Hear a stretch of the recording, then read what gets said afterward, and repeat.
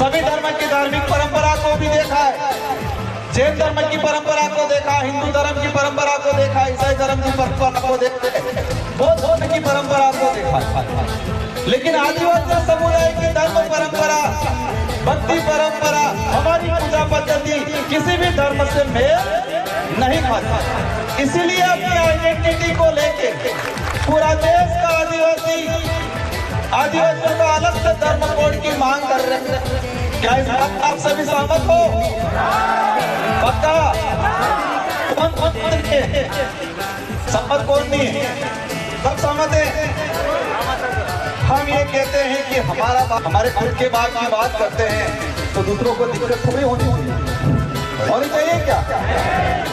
एक जंग खड़ी हुई है पूरे देश के अंदर, हम किसी भी विरोधी नहीं है, हम किसी भी धर्म के विरोधी नहीं है, लेकिन आदिवासियों की अपनी परंपरा, अपनी आइडेंटिटी को बचाना हमारी जिम्मेदारी है। और राजस्थान के अंदर 7 सीटों के उपचुनाव थे और इस 7 सीटों में सलूम्बर विधानसभा में जो गड़बड़ियां हुई है और जिस तरह से लोकतंत्र की हत्या करने का जो कोशिश किया गया है, आपकी जानकारी में बता दें कि वहां जितेश भाई कटारा भारत आदिवासी पार्टी का जो प्रत्याशी था एक तरफा बहुमत से जीत रहा था, लेकिन जब ये 13वां 14वां जो राउंड आया इसके बाद से उन्होंने काफी डिले किया और निर्वाचन आयोग का जो एक वेबसाइट है उस वेबसाइट पे भी राउंड वाइज जो वोट डालना था बारी बारी से नहीं डाला। एक आपको जानकर आश्चर्यचकित होगा कि एक राउंड में निर्वाचन आयोग संशोधन करके 2 बार डाल रहा है, एक बार अलग आंकड़ा बता रहा है, एक बार अलग आंकड़ा बता रहा है। तो जिस तरह से ये जो लोकतंत्र की हत्या करने का काम किया गया है, हम निर्वाचन आयोग को पूरा अंगुली नहीं उठा रहे, लेकिन हमने जो प्रोसेस है रिकाउंटिंग का, उस रिकाउंटिंग के लिए हमने अप्लाई किया हमारे प्रत्याशी ने, लेकिन जबरदस्ती वहां पर बीजेपी के सारे लोग घुसे और घुस के रिटर्निंग अधिकारी को पता नहीं क्या पाठ पढ़ाया और जबरदस्ती प्रमाण पत्र लेने का काम किया और हमारे जो प्रत्याशी है उसके साथ धक्का मुक्की अंदर करने का काम। अब रिकॉर्डिंग जो उस दौरान रिकॉर्डिंग की गई, देख सकते हैं कि उस रूम में कितने लोग इतनी भीड़ कैसे गई अंदर, ये एक संशय का विषय है। अगर वो गलत नहीं होते तो रिकाउंटिंग का जो ऑप्शन दिया था तो रिकाउंटिंग कराते।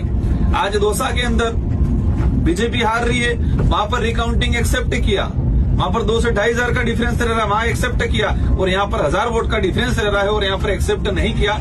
अगर गलत नहीं होते, अगर गड़बड़ियां नहीं की होती, 18 राउंड तो एक तरफा जीत दर्ज हो रही थी, लेकिन हमें ये शक के दायरे में है कि आने 18 के बाद वाले जो राउंड थे ना, निर्वाचन आयोग की गाइडलाइन, निर्वाचन आयोग की जो साइट है उस पर तरीके से डाला गया और वहां पर 200-300 वोटों का कुछ डिफरेंस बता रहे हैं, वो भी कंफ्यूजन बता रहे हैं। इससे क्लियर हो रहा है कि कुछ न कुछ गड़बड़ी हुई है। हमारी टीम वहां पर पहुंच रही है, मैं भी पहुंच रहा हूं, देखते हैं इसमें क्या है क्या नहीं है। अगर कुछ गड़बड़ हुआ है तो हम हाई कोर्ट जाएंगे, सुप्रीम कोर्ट जाएंगे, क्योंकि वो बहुत नजदीक से रहे और जो अंतर रहा है लास्ट जो राउंड है उसमें, तो हमें कहीं न कहीं डाउट है कि वहां के जो अधिकारी हैं उन्होंने कोई न कोई गड़बड़ किया है। उसको लेकर हम हाईकोर्ट दौसा में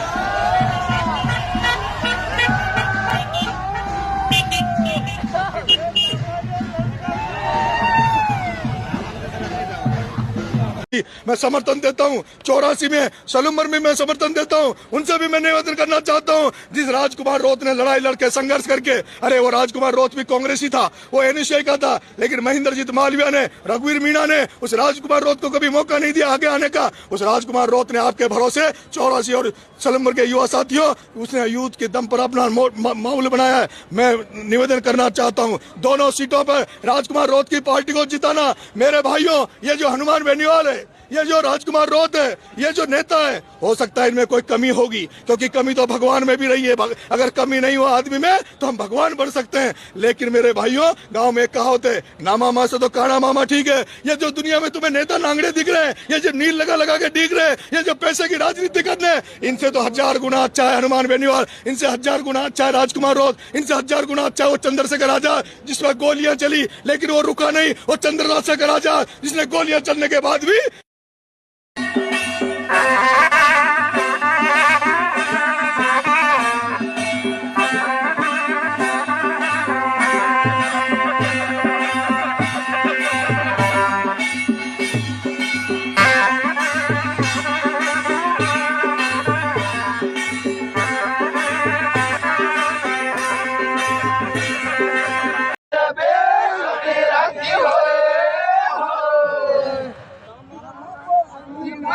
আমি গৃহে আমার বাপে আমির ভাই আমি গৃহে গজে কামাল সিংহে